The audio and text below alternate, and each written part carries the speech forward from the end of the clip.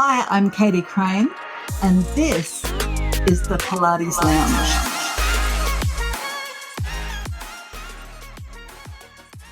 Hi there, friends. This is Katie Crane, the Pilates professional. Welcome to another episode of the Pilates Lounge. A little bit excited today. I've invited onto this episode a good friend of mine, Angela Counsel. Now, before I give the floor over to Angela, I want to introduce this amazing woman to you. Angela Counsel is a naturopath, kinesiologist, and mindset coach. Now, she specializes in helping women navigate their menopause transition with ease. Angela is on a mission to spread the word with menopause, and she believes that it doesn't have to be a tough time in life. In fact, get this, it can be a time of stepping into your wisdom and falling in love with yourself and your life. Take me into menopause.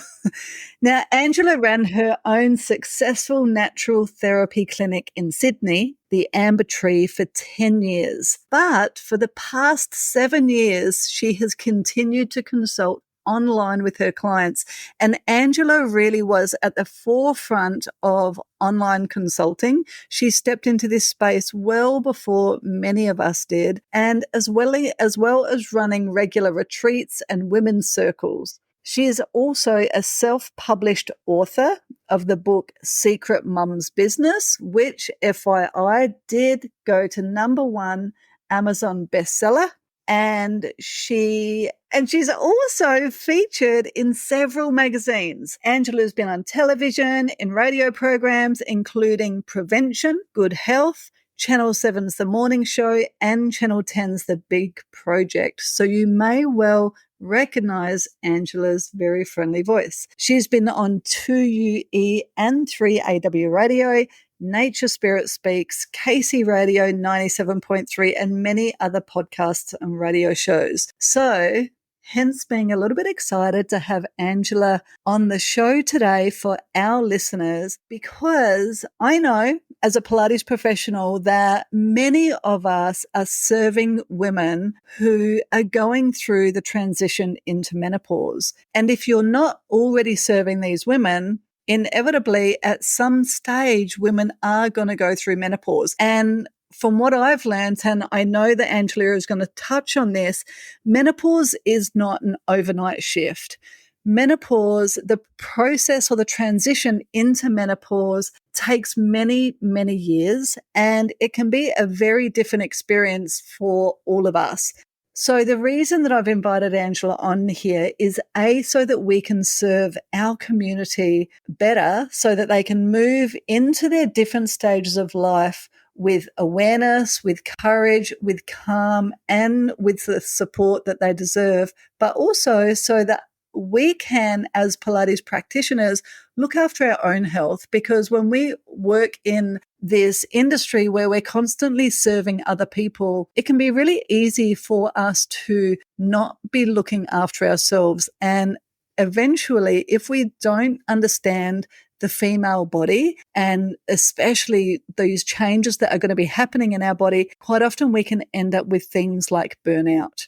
So I'm going to hand the floor over to you, Angela. And what I really want to know is, what is menopause? The big question.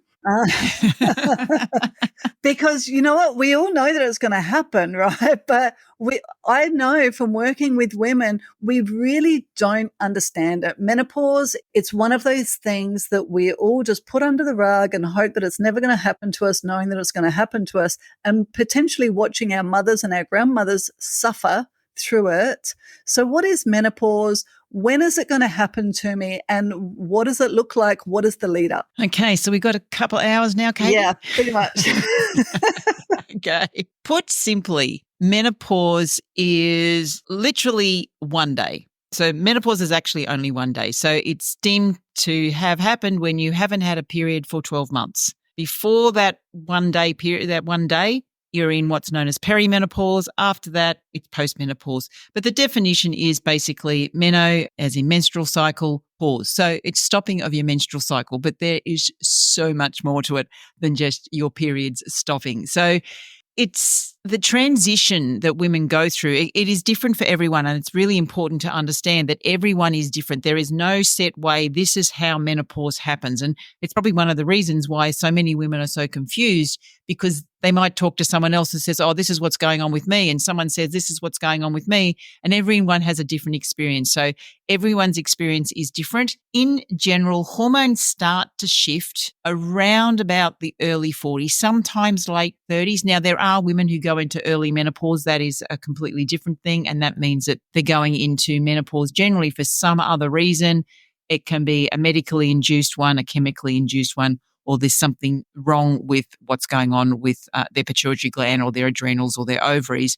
That's premature ovarian failure. I'm not really going to cover that. So it's early menopause. But in general, women, late 30s, early 40s, hormones start to shift. And it can be quite subtle to start with. You might just find that maybe your period might be a little bit heavier, or it might be a little bit lighter, could be a little bit longer, could be a little bit shorter.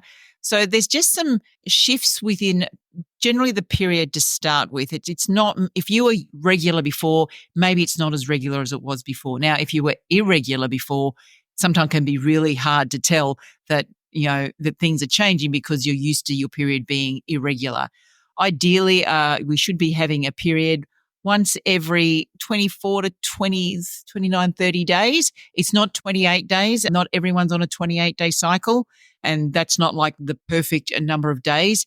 Everyone has a regularity, and whatever that regularity is, when it starts to change, we know that there's something going on. So hormones start to shift, and then we might start to notice other symptoms. And not everyone experiences these symptoms, so which is why it's really hard to say. I don't like the term menopause symptoms, because that's kind of saying that everyone who's going through the menopause transition is going to get these symptoms. That's not true. So I call them symptoms that are associated with menopause. So there's symptoms that we start to see as our hormones start to shift. Now, our hormones are very protective. And as particularly estrogen, as estrogen and progesterone start to drop, we start to notice different physical symptoms. And this is because we're losing the protection of our hormones. And, so we might experience things like hot flushes. So we start, and then hot flushes, for those who don't know, is kind of like a heating up that kind of starts from the inside and goes out. Some people will get profuse sweating with it as well. Night sweats, which is basically hot flushes that happen at nighttime and disturb your sleep. Sleep disturbances are also very significant coming through this time of life. Brain fog, mood swings can also start coming up. Unexplained weight gain, and this is the big one. This is the area where I work a lot, is within this unexplained weight gain, because, and I experience this as well. It's like you haven't changed what you're eating. You're still eating what's considered a healthy diet. You're still moving, but all of a sudden this weight comes on and nothing you do will actually shift it. And this can really upset people, particularly, a lot of your listeners, they're into health, they're into looking after themselves, and they think, well, what am I doing wrong? Why all of a sudden why am I experiencing this? Why do I put on weight? And it can be very shameful. And I know for me, it was very shameful, because as a health practitioner, I kind of didn't want to show everyone my body. So I wore these really baggy clothes because I was ashamed of the way that I looked, because I think, people think I'm not eating healthily. People think I'm not exercising properly. And in fact, I just wasn't doing what was right for me. Right. And can you touch a little bit more on, so as we go towards menopause, so say those hormones start to slow down as we go towards menopause, around about when is the peak of my hormones, and what do those hormones, specifically estrogen and progesterone, and maybe we could add testosterone into it, so when do they peak in my lifetime, and what is their role physically? So when it comes to muscles, joints, ligaments, and bones. And so if they peak at a certain time of my life, around about, as they start to slow down, what types of things might we be expecting to see in our clients, or for them to be experiencing in those parts? Yeah. Okay. So peak, generally our early 20s is kind of when we are in our peak health.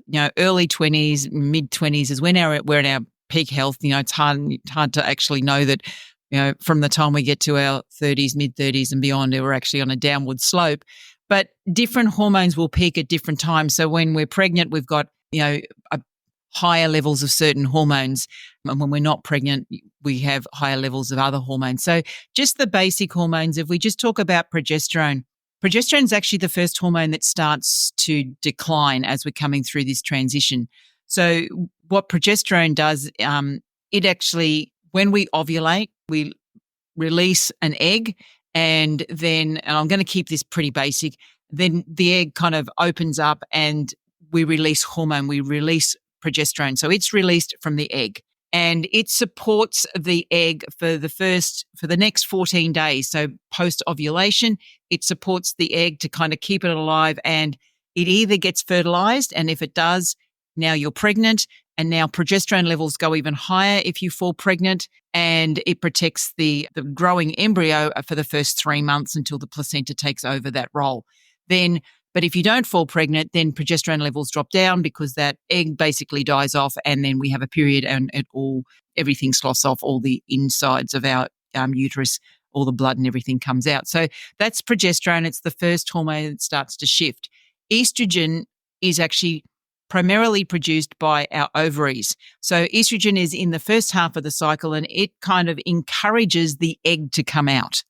So it's kind of saying, release an egg, release an egg, release an egg. And then around about day 14, an egg gets released. So that's kind of the role of estrogen. And it's at its peak in the first half of the cycle. And then it kind of drops down once you ovulate. There's a little bit of a lift up in the second half of the cycle, but primarily most of its job is happening in the first half of the cycle, whereas most of progesterone's job is happening in the second half of the cycle.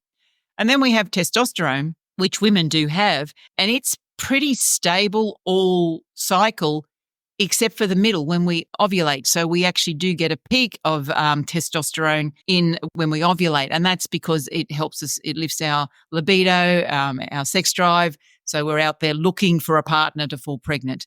So testosterone is the second hormone that actually starts to decline after progesterone. Then testosterone does, because we're not ovulating every month. So when we're not ovulating every month, because we've run out of eggs or our quality of eggs have declined, we can't produce progesterone because we don't have a good quality egg, or we don't have an egg. Testosterone doesn't come up because we're not ovulating. And then on the other side, estrogen is actually, in a lot of cases, going higher and higher because the ovaries are trying to push out an egg, but there may not be an egg there. So the brain just keeps sending this message down to the ovaries saying, produce more estrogen, produce more estrogen, produce more estrogen. And so the ovaries are trying to pump out all this estrogen, but there's no eggs there, or it's not getting the message. So in fact, a lot of symptoms occur because we have too much estrogen in relation to our progesterone. So it's the gap between progesterone and estrogen that causes the symptoms. And many women are already what we call estrogen dominant even before they come into this time of life. And if you're experiencing lots of PMS, more than likely you are estrogen dominant. And that means that your estrogen levels are too high in relation to your progesterone levels. And this can be related to the stress that's going on in your life, the food that you're eating, the exposure to environmental toxins, certain medications that you might be taking. These all cause an increase of your estrogen. And then if your liver's not working optimally, it means it can't clear out that excess estrogen. And this is related to alcohol consumption as well, because the liver is unable to clear the excess estrogen. So now we've got these imbalances even before we get to, now we're coming to menopause transition where things are kind of changing. We're already coming into this time of life with an imbalance in our hormones. And then when we get into, we get to our early 40s, and that as the egg supply kind of starts to drop off, now we've got lots of different things happening with our hormones in that it's already out of balance, but now we're not producing enough hormone because we don't have enough eggs. And as to what these hormones do, they do various things. Progesterone helps us sleep better. It helps us regulate our moods. It calms us down a lot. Estrogen is it's anti-inflammatory. So it helps us, if we're not eating the right foods, it helps to bring inflammation down. It helps to regulate our blood sugar levels. And those two things are really important as we come into menopause transition. I can talk about that in a minute, particularly when it comes to weight. So there's lots of different roles that these hormones have, and they also interact with, it's not just about our reproduction. They also interact with cortisol, which is our stress hormone, also our thyroid. It's like nothing stands alone and everything is related. And if something's out of balance in one place, it's going to show up somewhere else. And this is why the symptoms that women experience are so different, because it depends on, where we have estrogen receptors in just about every cell in our body, in our heart, in our bones, all of that. So as our estrogen levels do start to decline, we then are at higher risk. Now, I just want to touch on this too, because there's a lot of controversy around this. It's like people say, well, you must take HRT because if you don't take HRT, you're going to have a heart attack and your bones are going to break because you've got osteoporosis and you're going to get dementia. It's kind of a bit of the message around. That's not necessarily true. Estrogen is protective against heart disease. It is protective against our brain, and the research is still not completely defined on estrogen and Alzheimer's. It is protective with our heart because we have receptors in every cell of our body. It doesn't mean because we lose estrogen that all of a sudden our risks go sky high. In fact, with heart disease, as our estrogen levels come down, our risk of heart disease actually becomes equal to men. So when we've got higher estrogen levels, we've got less risk of heart disease because of the protection of estrogen. When estrogen has come down, our risk profile becomes equal to men. And that doesn't mean we don't ask men to take hormones.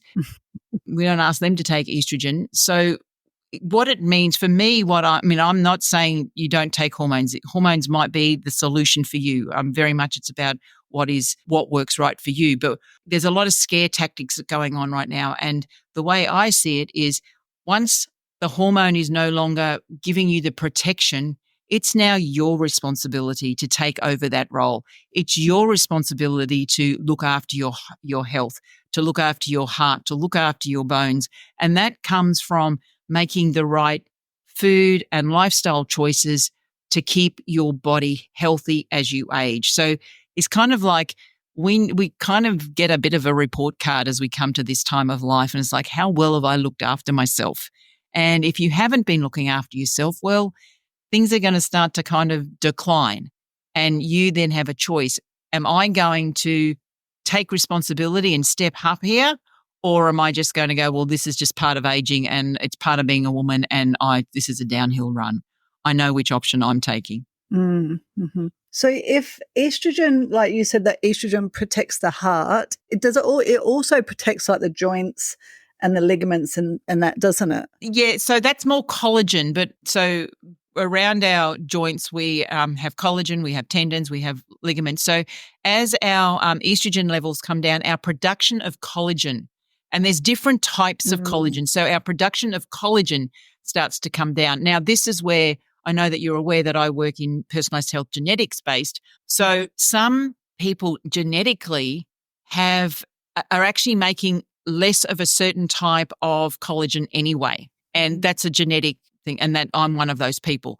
So when I come to menopause, then I actually have less of that particular collagen, which is what impacts my joints. Now, I've had to have 2 hip operations because the breakdown of cartilage in both of my joints ended up having to have 2 hip operations.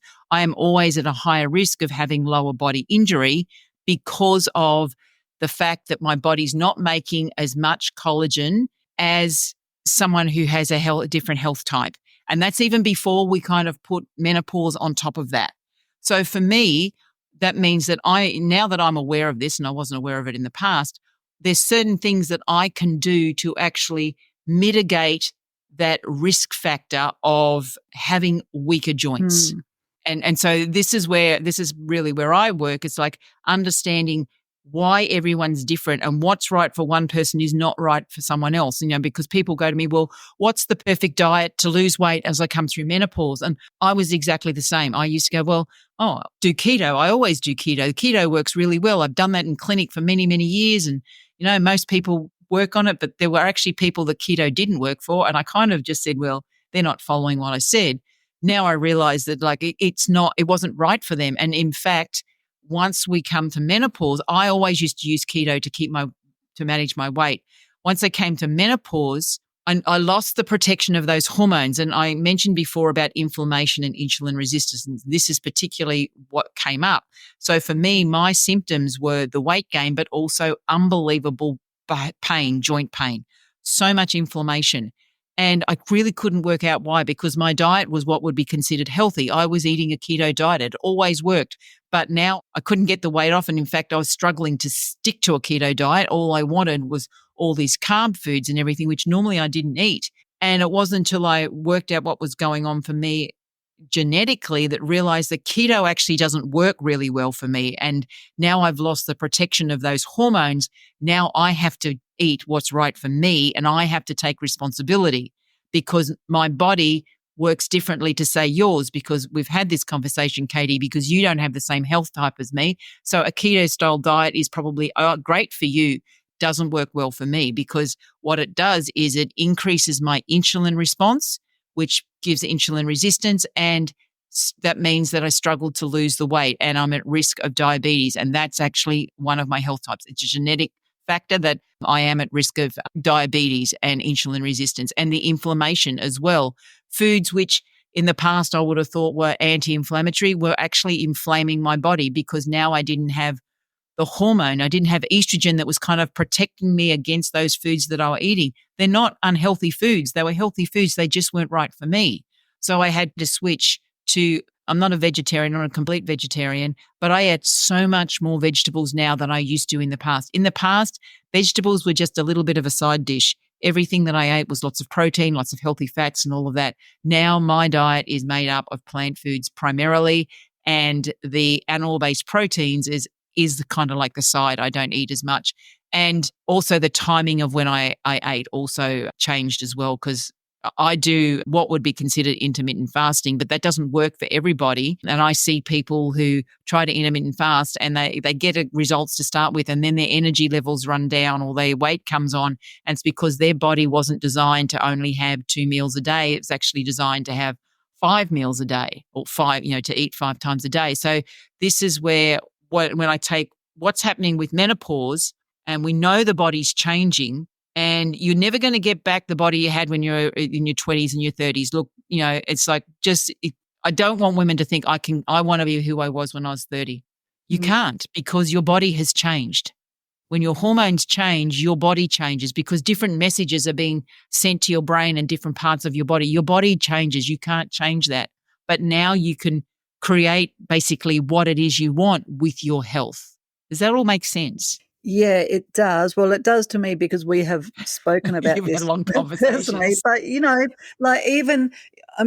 I love health. I live and breathe health. And even with the conversations that we've had, I was like, what? You're telling me that I shouldn't be intermittent fasting? Because you know what I think happens is, like you say, we try something, and let's be real. A lot of these ideas are formulated by men, like the keto approach and the intermittent fasting and, all of these health hacks, and then they're adopted by us on a whim, because that person that we're looking at, well, they look healthy, they look great, and they're telling me this story. So I'm going to try that. And it does work for a while, but for longevity, it may not be keeping us optimally healthy, and long term it may actually end up slowing us down. So could you, like I said, we've spoken about this, but are you happy just to touch on those profiles, because that is the way that you work, and when you introduce that to me, and I know another naturopath who also works on these profiles with fertility, and she finds that,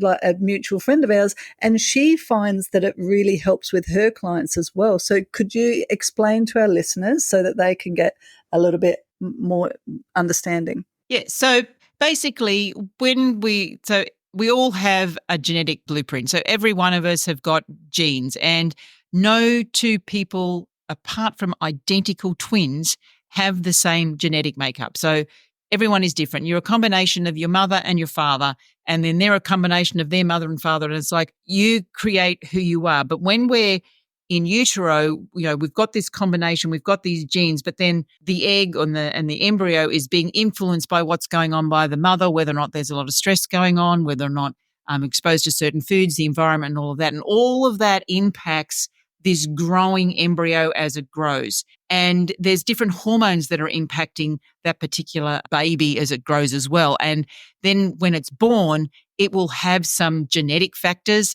and it will also have some, what will we call them, acquired factors based on the environment. So, the genetic factors are, everyone in the family's got blue eyes, or everybody in the family's blonde, so that's genetic. How tall you are, how short you are, all of that, that's all based on your genes. Mm-hmm. But then we look at that, and then we look at a family of, a group of kids in one family.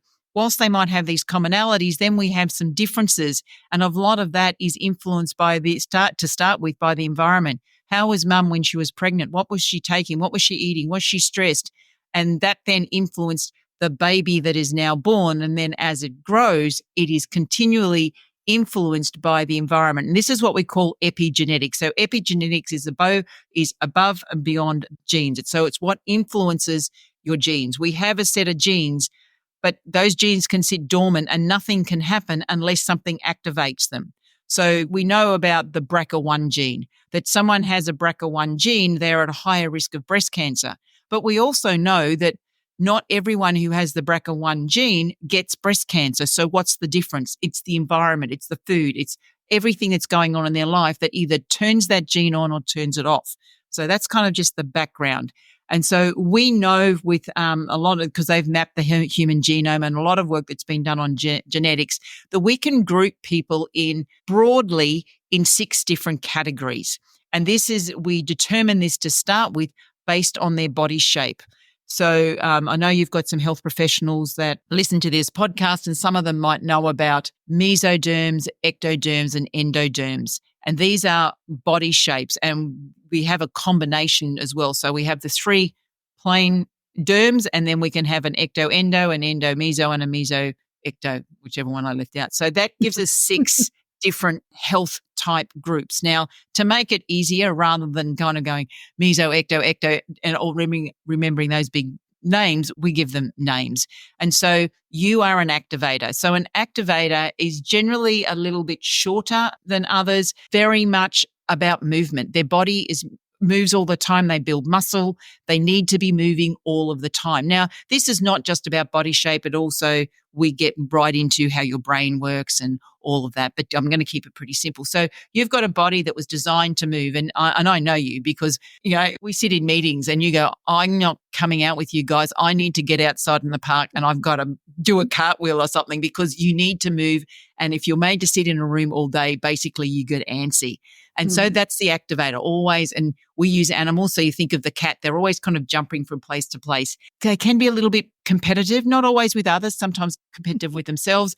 And so you're laughing because I'm talking about you. And then they're actually okay with taking a little bit of risk. These people actually thrive in stressful situations, not for a really long time, but they love that stress around them, and, things kind of being a little bit stressful. They get too much of that and they're not resting, then that's a problem. But that's kind of the activator. And then we look at the connector, and the connectors, we have some connectors that are close to activators. So they like to move. They've got bodies that move, but they're very much, if you can think about it, connecting. They love to be around people. During COVID, when all the connectors were locked away and put in their houses and told not to go out, many of them experienced depression and all that because they didn't have people around them. These are the people that just love to have a chat with someone. They're the people who, come into your studio, and they're probably there more for the social environment than they are for the movement. They'll still do the movement because everyone else is doing it, but they come there because they want that social environment. This is why CrossFit took off so much, because it was all about the community. So that's the connectors, and, they like to move their body as well. And then sitting next to them is the guardians. I love my guardians. Guardians are our bigger people. They're the ones who will struggle with their weight their entire life. And part of this is because the world has told them that being healthy is being skinny. In fact, being healthy for a guardian is being solid and being strong. So a guardian's all about strong. So we use the bear to depict the guardian. Oh, and the connector, we use the puppy dog. They like being friends with everyone. So the guardian, it's the big mama bear, and she's very protective, and she's always looking after her family, and she's always looking after everyone else. And they tend to store more fat because they're always making sure they've got enough so that everybody else doesn't go without. And so in the past, when there wasn't a lot of food around, the guardian was able to go without food so the rest of the tribe or the community could survive. And so they store a lot. They'll store a lot of fat. They also can sometimes be hoarders. You never go to a guardian's place and their fridge is empty or their cupboard is bare. There is always plenty, and they love to feed you. That's what guardians do, because just in case we run out of food, they need to make sure that their loved ones are safe. But that means they do struggle with their weight because they're always storing. And they're at higher risk of thyroid conditions or metabolic conditions, and also diabetes. So, and that's why when I work with them, there is specific things that we need to do that I would recommend for a guardian that I wouldn't recommend for an activator. Like an activator will just burn off all their energy, whereas a guardian won't. So we need to be looking at that different. And it's like they need longer, more sustained energy or activity, because they can do that. Whereas an activator does really good on short bursts, but get them, look, people can do it. You can train to run a marathon. As an activator, you can certainly train to run a marathon, but your body's not ideally suited for that. And when you're doing things that are not in alignment with how your biology is, over time, there's going to be injury, there's going to be illness. It is going to impact your health. And as we get older, we start to see this more and more. And then from the guardian, we go to the diplomat. I'm a diplomat. So diplomats are not quite as big as the guardians, but they are pretty solid. There's kind of the biggest variant in the shape and size of the diplomat body. They're the ones who have the biggest variant, but they're slow starters. And this is one of the things I used to do. I used to get out of bed at 5:00 in the morning and do boot camp. And I was forever injured. I was ever tired. I always thought that I just couldn't keep up with everybody because they're all activators and they're all out there doing a sprint first thing in the morning, and I was trying to catch up with them. And because a diplomat ideally will have a slow start in the morning, and the slower start, the better. And because that's what they need. They can't deal with all of this stress and this cortisol, high levels of that early in the morning. That impacts their health. And particularly, they run out of energy at the end of the day. They can't do anything. And they also become higher risk for injury. And I mentioned before about collagen, and this is one of the things that when our stress levels are high, so cortisol is high, we reduce our production of collagen. But diplomats in particular have a specific, they don't actually they can make this specific collagen, but they don't make it very well. And so when they're in a high stress, which means doing everything first thing in the morning, what little amount of this collagen that they make actually drops down. And this is the collagen that's required for joint health. And so they are at higher risk, particularly in the lower body, of having joint injuries. And I see it time and time again, diplomats with sore knees, sore ankles, sore hips, because that's their weak point. And also their gut is their weak point as well. But when we can actually change around the timing of when they do things, then we actually find they get their strength in. So diplomats are better off to do their exercise in the afternoon. They are stronger. They've got more balance. They can do everything in the afternoon, yet in the morning they can struggle. And then the sensor is really, really thin. So sensors will rarely put on weight. You kind of think ballerina thin, and they're very thin. They don't have a lot to them. They physically can't hold weight. And they kind of they're like a little bird. They're very, very flighty, but their brain is unbelievable. Like you can give them a spreadsheet and they will just pick it apart. Their brain is their strength, the way they use their brain. But, them trying to lift heavy weights is actually, particularly lifting weights over their head, is actually going to cause them injury because they don't have the strength. They don't have they can't hold on to fat. They struggle they still can make muscle, but still not strong enough to actually do heavy weights. So that's the sensor. And then the Crusader sits they're halfway between an activator and the sensor. So they're taller. They don't generally put on a lot of weight, but they might put on some around the tummy. Easy to tell a Crusader. Generally, they struggle to get their calves are really small. And it's a bit of a sore point for Crusaders because they always have small calves, but they're very, very determined. So a Crusader is very determined. And once they kind of get their mind to do something, they will stay on it. And, they do really great on marathon running because there's a target they're running towards, 42 kilometers. They just see the 42 kilometers and they will just run and they'll keep on going. So it's like we use the racehorse to kind of depict the crusader, and they just get really focused in on what they're doing, but they know, their heart rate, they've got all their measurements, they know all the data, and they're very, very efficient. So that's the 6 broad categories. And from there, then we actually do personalized profiles to give you the specifics of who you are, because we can actually have a mix.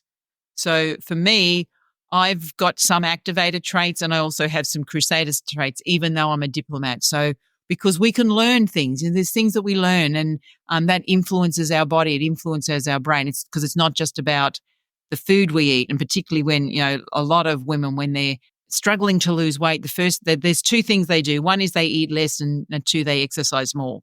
And all that's telling the primitive part of your brain is that you are running away from a danger and that there's not enough food. And in both cases, what the body does, it puts itself into famine mode, which means it does not release any fat because it doesn't know when it's going to get fed again. So this you see, and I used to see this all the time in clinic. I have women come and say, I'm going to the gym and I'm exercising 2 hours a day and I still can't lose weight. The reason why they can't lose weight is because that primitive part of their brain thinks that they're continually running from a tiger and that they're not going to get the chance to eat.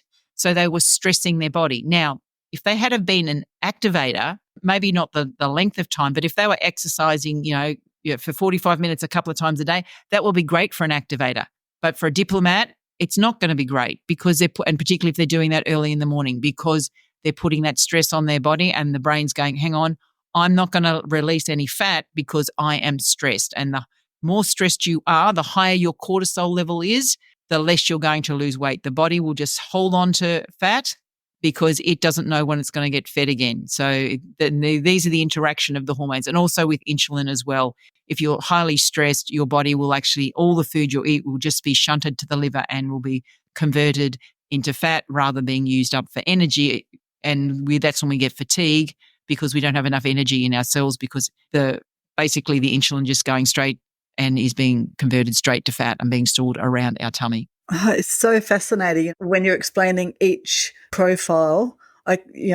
Specific people that come into the studio just come to mind, and I mean, we as Pilates professionals, we always are working with the body, as an individual. That's one of the magic things about Pilates.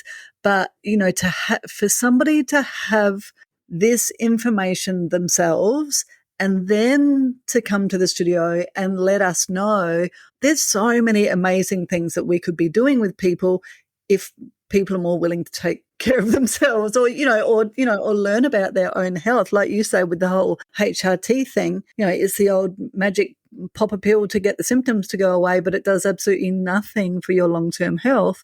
And I mean, we all know about the fear campaigns out there, but so when you work with people, obviously that's part of, so people learn their profile. And as a naturopath, well, whenever I've worked with a naturopath, often it's, understanding what types of foods are going to be good for you and if you need any supplements.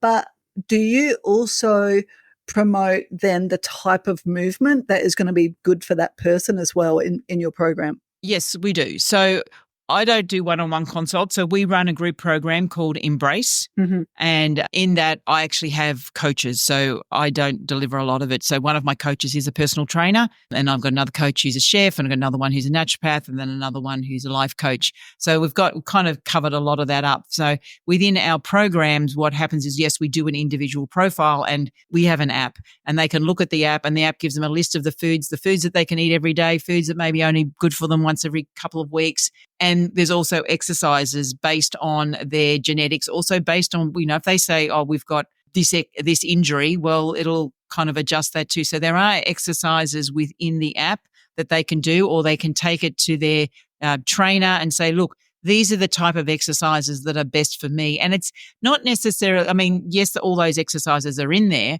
but it's more about the timing and understanding how we use our energy. So for some people, exercising first thing in the morning is great. So for you, exercising first thing in the morning is great.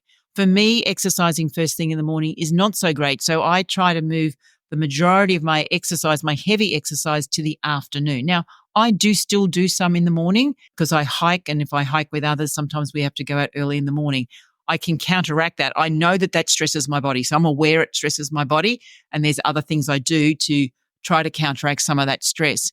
But so within what we do, whilst we do have the exercises there, it is more about understanding the best time for you to move, also the intensity. So for someone like me, I'm better off to kind of start slow and build up. Whereas for someone like you, short, intense, intervals are really, really great. So it's like we're just different. And I know that. I mean, when I used to do my boot camp first thing in the morning, I used to struggle when they were all out there doing this really high impact stuff first thing in the morning. I couldn't keep up. And I used to think there's something wrong with me. And there wasn't anything wrong with me. It's just my body was different to their body. And like the trainer that we had, he was an activator through and through, and it's like, he just said, go and do this. We're going to do the boxing. We're going to do this jumping. It's all this stuff that they were doing. And I couldn't keep up. So I thought there was something wrong with me. And it's not that there was anything wrong with me. That wasn't right for my body. If we had have done that exact exercise program in the afternoon, we would have, just tramped over everyone because all those activators would have been run out. They would have been worn out. But in the afternoon is when I'm strong. It's when I've got my balance. It's when I've got my energy. And so that's more about what we do as opposed to the type of exercise. As I said, it is there in the app. We do have a personal trainer, but within our program, we don't get too much into should you be doing squats or should you be doing, star jumps and things like that, because that's individual with people. But we kind of give them an idea of more the intensity and more the regularity, because for you, moving every day is natural. Mm. For me, if I'm not in training, currently I'm in training, so I am actually doing some type of movement 7 days a week. But ideally, I'm fine with 3 sessions a week so long as they're a minimum of an hour long. Mm-hmm. So that's ideal for my body. But because I'm training for a specific hike in a couple of weeks, I'm doing a little bit more exercise for that. But it's like understanding what your body requires. Not everybody needs to be exercising every single day. Not everybody needs to be running every single day. For some people, it is just, and particularly, the women I work with, some of them have not done a lot of movement in a long time because they've been raising families and whatever. Sometimes just getting out and going for a walk in the afternoon or in the morning or whatever is actually the first step. And that's kind of where we start. We help women take that first step. If they're already exercising, well, then we provide them with the information that they can share then with their personal trainers, their coaches. And, really it comes down to them. Once they understand what works best for their body, then it's a choice. They can go, well, I don't want to do that. I want to exercise at a different time. Well, that's completely fine. But being aware that there could be a cost to that, but that cost might not have to be paid now. It might be paid in five years' time. Mm-hmm. Can we circle back to hormone production? So as we get older, hormone production slows down, and like hundreds of different hormones being produced in the body for all different, acting on all different systems. But some of them are responsible for muscle strength, bone strength, ligament health, all that sort of stuff. So as we are getting older, how important is it for us to be choosing exercises where we're loading up compared to exercises where, that are not loaded? Like, do you think that that's important, especially for women, or not? That's going to depend on health type, but I just want to take a step back on talking about hormone production, particularly when we're talking about the reproductive hormones, because the majority of people think that once our ovaries shut down, that we actually make no reproductive hormones at all. Now, that is not true. Mm-hmm. Our body, but they're just not made in the ovaries anymore, right? That's correct. They're not made in the ovaries anymore. A little bit of testosterone is still made in the ovaries. What happens is, and the brain is actually basically running the show here, and what it does is, to start with, the conversation has been coming from the brain down to the ovaries and then back up to the brain again. So there's a two-way conversation that's going on. But what happens is, as the ovaries are no longer responding because there's no eggs left, and this can take 5 years or so to actually change this wiring, what happens is the brain then goes to the adrenal glands. Now, our adrenal glands have the ability to make our reproductive hormones. The problem is, by the time we get into this stage of life, most women are pretty adrenally exhausted.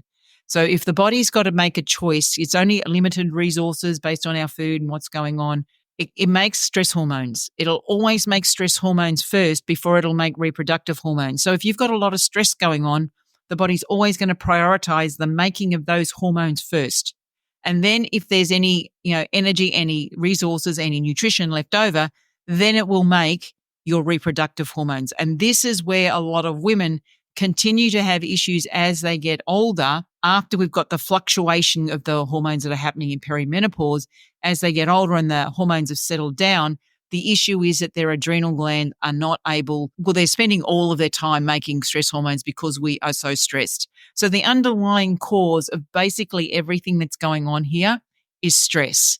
Now, when you talk about the muscles and building muscles and what's the right type of exercise, once again, that does come down to the health type. Of course, we all do need to be having strength-based exercise, and whether or not you're doing that with lifting weights or you're doing that with body weight, we do need to be using our muscles. So because we do tend to lose muscle mass as we get older, and once again, that is also health type dependent. Activators, basically, they can actually hold muscle pretty well unless they're doing no movement whatsoever, and generally then their body's completely stressed because all it wants to do is move. So activators don't have as much of an issue because they will just naturally move. But then if you look on the opposite side, which is the diplomats, we don't naturally move. It's pretty easy. If I don't have a goal to meet, it's pretty easy for me to sit here on my computer all day long and work and not move. So I could naturally not do exercise unless I've got a goal to achieve. So then I'm going to lose my muscle mass. Now, we do have to then look at the foods, and this is a big myth I just want to bust right now, is that the only way we can build muscle is by having animal proteins. And because I have this all the time, because when we've got our diplomats and our guardians particularly, we do tend to, particularly if they've got weight they want to lose, and they've got insulin resistance, we do actually recommend less animal protein for an amount of time until their body has started to balance itself up. They've dropped their weight and their insulin is under control. And they go, but I'm going to lose my muscle. People think that the only way you can build muscle is by eating animal protein. Well, it's not true. There's plenty of vegan, bodybuilders out there who can do it without animal protein. And not that I'm not advocating anyone to be vegan, but one of the key things that comes to building muscle that people are not aware of is we build muscle and we repair muscle at night when we sleep. So sleep is probably more important when it comes to maintaining our muscle mass and repairing our muscles than the food that we eat. And we're quite often not getting enough of the right type of sleep. So I think we underestimate the role that sleep plays in building muscles. And yes, we do need to be moving. We do need to be exercising, but that depends on the health type you are and what your priority is on that one. Fascinating. And so let me just break this down a little bit so that I understand it. So our adrenals, so when we are going through our menstrual years, sex hormones, progesterone, estrogen, testosterone produced from the brain speaks to the ovaries, and then that all happens in the body. But once we go through menopause, then adrenal glands take over. But adrenal glands also produce cortisol and the stress hormones and adrenaline. Yep. But adrenaline, my understanding, is like the short-term stress hormone. If you're getting chased by a tiger, it's going to give you, the ability to run immediately. Whereas cortisol, it's not. It doesn't do that too. You would probably have lots of adrenaline going through your body because you're an activator. You can get adrenaline to run at any time. Anything that you find exciting would get your adrenaline running, but you probably don't notice it anymore because it's just part of who you are. Yes, there's the real big scare, but you probably don't even, do things like bungee jumping. It's like you probably. I love anything. Yeah, see? Water skiing, surfing, like anything where I can, motorbiking. Yeah, I'm out there. So that is adrenaline. So that does pull adrenaline, but you're thriving on that. If you did that, for 24 hours a day for, years and years, that you would get worn out. Mm. But yes, so adrenaline's not just about being something scaring us. Adrenaline can be anything. So that basically requires a quick response. And yes, it is generally a short-term release. And then after that, cortisol comes in, and cortisol is a long-term response. But, it doesn't have to be something that's scary that pushes out adrenaline. For you, you thrive on adrenaline. This is your thing. And it's like the things you do Right. get that immediate response. And that's what wakes you up. That's what gives you the buzz. Yeah. That, me as a diplomat, I sit there and go, I prefer to just sit here on the beach and just watch the waves. Thanks. I don't need to be out there with the sharks. Watch me out there. And then cortisol is like our long-term stress responder, but also partly responsible for like healing. So isn't it is the first part of like the inflammatory response in the body? So we need, and cortisol gets us up in the morning. So we need cortisol. Yeah. We need cortisol. The problem is that many people are in a long-term, okay, how much more longer we got here? Because the stress response, there's just so much to this. The stress response, basically, there's 3 different stages of the stress response. One is the immediate reaction, then is what we call resistance, so we stay in a sustain, and then there's rest. So just a really simple way to explain this is when you go to the gym, I'm going to pick up a weight. So your brain goes, I'm going to pick up a weight, and so now we've just triggered the body to get ready to pick up that weight. So now we're in stage 1 stress. So then we pick the weight up.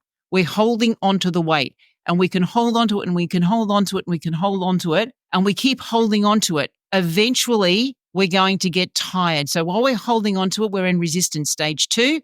And then eventually we're going to get tired. We're going to have to put that weight down because we can't hold it anymore. So that is rest, and that's stage 3. Now, everyone will stay in different stages for a different amount of time. So for an activator, they love being in this stage 1, the triggering, they love that. That's what keeps them going. A diplomat will get through stage 1 pretty quickly, and then they'll sit in stage 2. And a diplomat can sit in stage 3. They're pretty stubborn. I'll just say that. We can be really stubborn, and we will push and push and push and push and push and push and push until finally we break. And if we don't take a voluntary rest, we will break, and we will have to take a rest. Now, activators must take a rest every single day. If they stay in that stage 2 for a really long time, they will break too, but their breaking point is a lot sooner than a diplomat's. A diplomat's is a lot longer. So the activator needs to have a rest every day. They must rest every day, whereas a diplomat can push themselves. They can keep pushing themselves and pushing themselves for a very long time. So this is where it's like understanding the different stages of the stress response. And many of us are sitting in that stage 2. We stay in that stage 2 for a very long time. And depending on which health type you are, is to how long you can stay there and what's going to break you. So, and how big that break is going to be. Mm-hmm. Mm-hmm. Does that kind of explain that? Yeah, absolutely. And so, and it just makes sense, doesn't it? By the time like women are going into menopause, and then like you say, if the adrenal glands, they're responsible for now both the stress response and producing hormones, but they're so busy with the stress response because let's be realistic, even as we move into menopause, we're still dealing with teenagers, maybe caring for our parents, kids going off to uni, trying to become the CEO of a company or running a business. We've got so much going on. We don't have time. We don't have time to honor the body, to nourish ourselves, to give back, let alone sleep. So I mean, I do, but that's only because I'm a competitive person. In our family, we all wear the Aura ring, and, and we check our sleep every morning. And if you get the best sleep, then you've won. So that's the activator coming out. Yeah. But that's what works for you, because that's what gets you to have a good night's sleep. If you didn't have that mini competition going on, would you be really pushing to make sure you're getting a good night's sleep? Oh, no, I have spent half my life thinking about all the things that I need to do, until 3:00 in the morning, and then getting up at 5 because now I've got to do the things I've been thinking about all night. Yeah, that's right. It's taken years to understand. And I have only just started learning about, these profiles that you talk about, and, and we've only spoken about it. But now that's, goodness me, that has really ticked a few boxes and made me realize the type of person I am. There's nothing wrong with me. It's just what I am. That's right. You're wired differently to what I am. And for you to have that little mini competition going on works really well for you. And this is kind of when I work with my clients is getting them to embrace who they are and understanding this. So then you can kind of, if you want to use the word, I don't like using it, but the word, you can hack it. Because so for you, you've now hacked your sleep by making it a competition. So now you're getting a good night's sleep. Now, how you get there doesn't really matter. You're getting a good night's sleep. But for someone else, say for a guardian, that's not going to work for them, but they might need to be, having a chat with their family every night to make sure that everyone's okay, everyone's safe and tucked in their beds and all of that, so then they can go to bed. So it's just understanding who you are and how your body works and how your mind works. You can then take this information and you create what the lifestyle that works for you, that puts you in alignment with how your body's designed to work. It puts you in alignment with your genetics rather than doing the latest diet or the latest exercise program or whatever because it's the trend and it worked really well for that person. So, hey, it must work for me. And then you feel like a failure when it didn't because they got a totally different body type to what you are. And there's no way in the world. I've had people, I put images up sometimes of different body types. And I've had a guardian who looked at a sensor and said, oh, I wish my body looked like that. And I said, yes, but if your body looked like that, you wouldn't be who you are. Because this guardian is the most beautiful, loving person. Whenever you step into her, you feel like you got a big hug coming. I mean, she's a friend, so I always get big hugs, and she has the best hugs in the world. Now, if she was a sensor, there's no way in the world she'd be, number one, be giving me a hug. Number two, have that feeling, the big mama bear type hug. I said, so you really don't want to be a sensor, because if you're a sensor, you would be totally different to who you are today. So that's what it is. It's like embracing who you are and stop trying to find the ideal body, the ideal diet, the ideal anything. It's like, how can I, I want to move my body. So how do I move my body that works well for me? It might be I'm better off doing it in the afternoon. Someone else is doing it in the morning. For some people, going for a run might be great. It's like yoga. Some people, hot yoga is really great for them. Other people, I could never do hot yoga. It's like doing something more gentle or, is better for them. And, ice baths. The other thing, I don't know why anyone who wanted to get into an ice bath, you would see it as a challenge. To me, I'm thinking I would not get into anything that cold. It's like, but it's like there's these trends, but it doesn't work for everybody. So it's like, yeah, do what works for you and don't worry about what works for someone else. Understanding what's working for you. And maybe what you've been doing up until now might not be exactly right for you because you haven't really been listening to your body. And if you're experiencing symptoms, you've got aches, you've got pains, you're struggling with weight, then something you are doing is not working. Even if you so-called have a healthy diet, healthy lifestyle, something is not working. So if you want something to change, you have to change something. It's like, what do I need to change? Even though it might be what you think you're doing right for the last 20 years, something isn't right. I love it. That's a good message.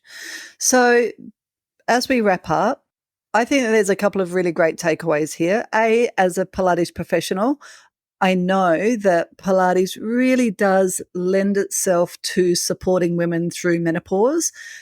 And a big part of that is that Pilates studios in general create an open, welcoming space. And part of what we focus on is breath, is slowing things down, is really reconnecting to the body through mindful movement. And I would say that that's why our avatar, which in other words, a lot of our clients are women going through menopause, because instinctively, I think that a lot of them are looking for a place where they can feel good about themselves, be moving, but not having to ruin their body at the same time. Yep. And just that slowing down.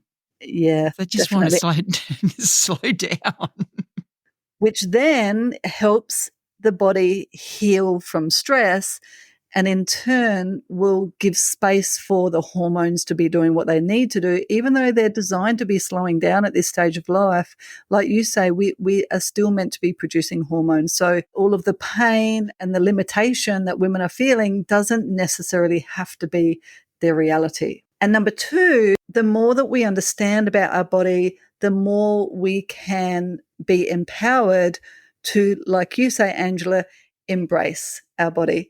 And I believe that women should be looking for outside support and community support. And I've no doubt that your Embrace program is something that would be amazing for all of our Pilates practitioners, our movement therapists, but also for our clients to be taking part in. Now, my understanding is that you run the program intermittently throughout the year. Yeah, 3 times a year. Okay, when's your next intake? Okay, so the next intake is end of May, but I have a free workshop where I go into this stuff in a little bit more detail. It starts on the 20th of May, and it's a 4-day workshop where I kind of go into a lot of the stuff we've spoken about here today, but I go into more detail. So that's a free workshop that kind of gives you a bit of an understanding of health types, stress, all of that. And then from then, during that workshop is when I open the doors to my Embrace program.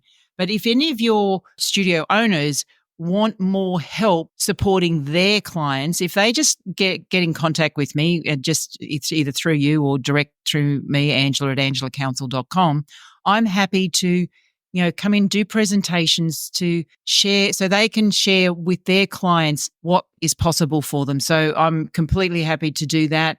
Or yes, they can come along and do the free workshop, and then they'll get a bit of an understanding of all the work that I do and how I work. And if they wish to go on and do Embrace, they can. Or if they want to work with me where I can come and actually help them educate their members, I'm happy to do that as well. Amazing. Yeah, we have definitely got some show notes that are worth having a look at today. So make sure you check them out. Otherwise, you will find Angela at angelacounsel.com. Yep. She's got a great website. So check her out. And at some stage, because there's way more questions than this, so my ideal is that at some stage we will invite Angela back on, because we didn't even get to the brain and all these other things that we need to be talking about. But in any case, thank you so much for joining me, Angela. I know that our listeners are going to be thrilled with this podcast. You are a wealth of information, my friend. Thank you for having me. I love sharing this info. And I'll just let you know that I do have a podcast called Menopause Conversations as well. So that's where I'll probably answer a lot more of the other questions that people might have anyway. Oh, fantastic. Yeah, well, we can share that in the show notes as well. That's amazing. Been great talking to you, Katie. Thank you, everyone, so much for joining us. Be sure to join in next week, every Wednesday. My name's Katie Crane. I'm the Pilates professional, and this is the Pilates Lounge. Goodbye.